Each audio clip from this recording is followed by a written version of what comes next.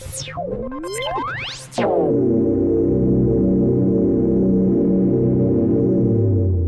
is your weekly report on corruption in the Philippine government. Police arrested a Philippine Navy officer after he reportedly shot a tricycle driver over an argument on transportation fare in Tres Marias City, Cavite Province, on Thursday, January 5. In a report Friday, the Cavite police said authorities collared Mark Kevin Francisco, a resident of Paragon Village in Barangay Cabuco, after he allegedly shot Ravi Tizon around 8:30 p.m. according to the report. Francisco and Tizon had a heated argument over the tricycle fare, which provoked the former to shoot the latter once with his caliber 9mm pistol. Responding policemen immediately arrested Francisco, who did not resist arrest and seized the firearm. The victim was brought to the De La Salle University Medical Center in Dasmariñas City for treatment and is now in stable condition. Police said the suspect was detained at the local police jail and is facing criminal charges.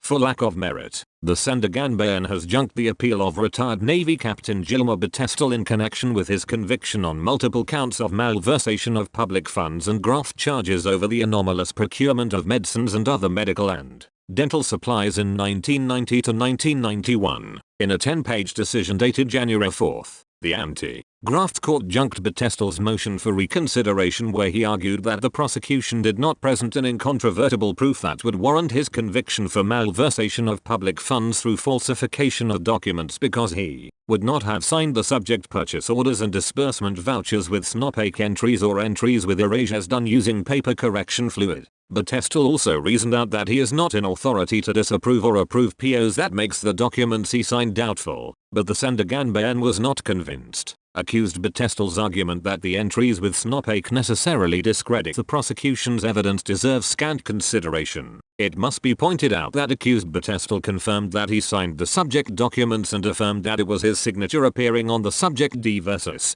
the Sandiganbayan said. He testified that when he signed the said D versus, the SNOPAC entries were not there. While there were SNOPAC entries in the same D versus, this will not change the fact that he signed those documents which were made as basis in paying the alleged suppliers, but the items were never delivered, the Sandiganbayan added. In addition, the anti-graft court said that Batestal did not categorically deny the signatures appearing on the subject's POs and D versuses and merely testified that when he signed the subject documents, the SNOPAC entries were not yet there. More importantly, the documents with SNOPAC entries, as testified to by accused Batestal, did not refer to all of the documents subject of the cases for malversation of public funds. Only 9 out of 20 D versus and POs in the malversation of public funds cases have the SNOPAC entries. The other documents accompanying the aforesaid documents, like the requisition and issue vouchers, sales invoice, turkus and certificates of acceptance, have no SNOPAC entries, the Sandiganbayan said.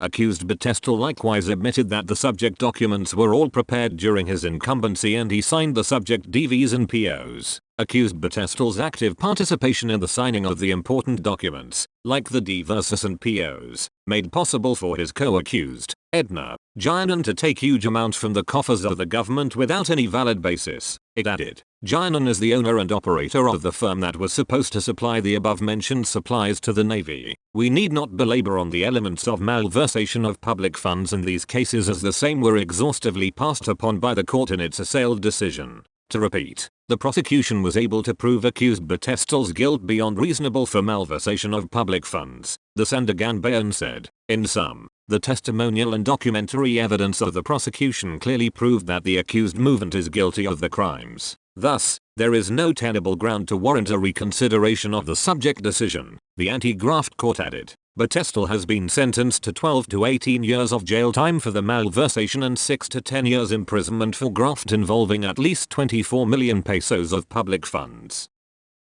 The Sandiganbayan 1st Division on Monday convicted 2 former public officials over graft and malversation charges. Former Leyte 3rd District Rep Eduardo Veloso and defunct Technology and Resource Center Legislative Liaison Officer Rosalinda Lacsamana were found guilty by the Sandiganbayan 1st Division on Monday for 2 counts of graft and 2 counts of malversation. Veloso and Lacsamana were sentenced to be imprisoned for 6 to 10 years for each of the graft cases, with another jail sentence of 12 to 18 years for each of the malversation cases. The rap stemmed from the misuse of Veloso's 24.2 million peso Priority Development Assistance Fund in 2007. In a 2017 indictment of the Ombudsman, Veloso specifically requested the TRC as the implementing agency with Aaron Foundation as a partner non-government organization for programs which turned out to be ghost projects. The Ombudsman noted that Aaron Foundation, according to a Commission on Audit observation, had no financial capability to undertake the projects with a capital stock contribution of only 68,000 pesos. Aside from imprisonment, the court also ordered Veloso and Laksamana to return to the government, jointly or separately, the total amount of the misused PDAF worth 24.2 million pesos. The National Commission on Indigenous Peoples has endorsed the filing of criminal and administrative charges before the Ombudsman against South Cotabato officials who appointed an IP representative to the local legislature. NCIP Chair Alan Capuan endorsed the complaint against Tampican Mayor Leonard Escobillo, Vice Mayor Anatol Magbana and other local officials who removed IP representatives and the municipal council and approved the appointment of a replacement, Jimmy Malayan, without undergoing the legal process. The complaint was filed on January 6 by Tampican IPs, led by IP Mandatory Representative Domingo Colado Jr. and Municipal Indigenous Peoples Structure Convener Badalina Samling. They claimed Escobillo and the other officials violated the Anti-Graft and Corrupt Practices Code of Conduct and Ethical Standards for Public Officials and Employees and Indigenous Peoples' Rights Act in disregarding the authority of their community leaders. Under the law, particularly the IP Rights Act, indigenous cultural communities and IPs are entitled to representation before local legislative bodies. There are local processes and guidelines in selecting the representatives, guided and validated by the NCIP, the lead government agency tasked to protect and uphold the rights and welfare of IPs. The law prohibits non-members of the IP community, including public officials, to meddle in the affairs of ICC and IP communities. Another retired police officer and member of a civil security unit of Palomaloc, South Cotabato, was killed Monday by still unidentified gunmen. Lieutenant Colonel Marvin Duadua, acting chief of the Palomaloc police station, condemned the murder of retired Major Donald Cabagas, the intelligence head of the town's civil security unit. He was the third member of the Palomaloc CSU killed since Friday. We deeply sympathize with the bereaved family and assure them that a deeper investigation will be conducted, Duada said in a statement. He also asked the community to give the police information that could lead to the culprits' identities. Cabagas, 56, was inside his liquefied petroleum gas distribution firm at the Tuazon subdivision when attacked Monday by a pistol-wielding gunman. The retired policeman, a resident of Agan subdivision, Barangay Poblacion, Palomaloc, suffered multiple gunshot wounds and died on the spot. Police found 17 empty shells for a .45 pistol and a 9mm pistol at the crime scene. Cabagas' death came barely 3 days after his two CSU colleagues, retired Police Sergeant Bonifacio Cabezada, 58, and Jesse Arceet, 56, were also killed by unidentified gunmen on the night of Friday, January 6. The two CSU officers were on separate motorbikes when ambushed in Barangay Bentang Sulit of the same town, according to the police. Brigadier General Jimmy Macarig, Soxxojan Regional Police Director, has ordered the Palomaloc Police to hunt down the attackers.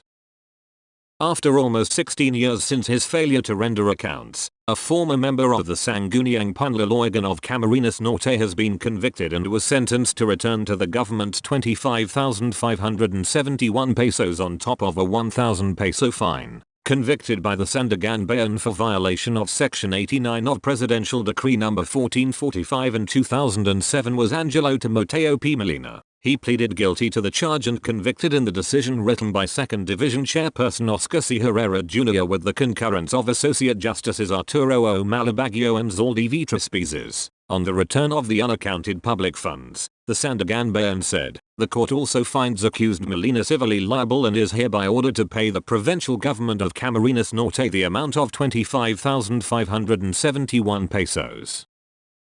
The Lucena City Regional Trial Court on Thursday convicted 3 former police officers for the 20th of March 19 killing of a mayor's son and his companion. The 3, former Tayabas City Police Station Chief Police Colonel Mark Joseph Lago, Police Corporal Lonald Sumalpong, and Patrolman Roberto Legaspi, were convicted for double murder and sentenced to double life imprisonment. A lawyer of the victim's family said, the 3 were charged for the killing of Christian Gaeta, son of then Sariana, Quezon Mayor Marcelo Gaeta, and his companion Christopher Manalo. The decision was issued by Judge Dennis Orandane of the Lucena RTC Branch 53. The decision was for two cases. One was for the killing of Christian Gaeta and the other case for the killing of Christopher Manalo, said Crisanto Bula, lawyer for the Gaeta family, said. Each of the three is sentenced to life imprisonment. They are also sentenced to life imprisonment for the other case. So they received 2 sentences of life imprisonment, he added. The case stemmed from the killing of Christian,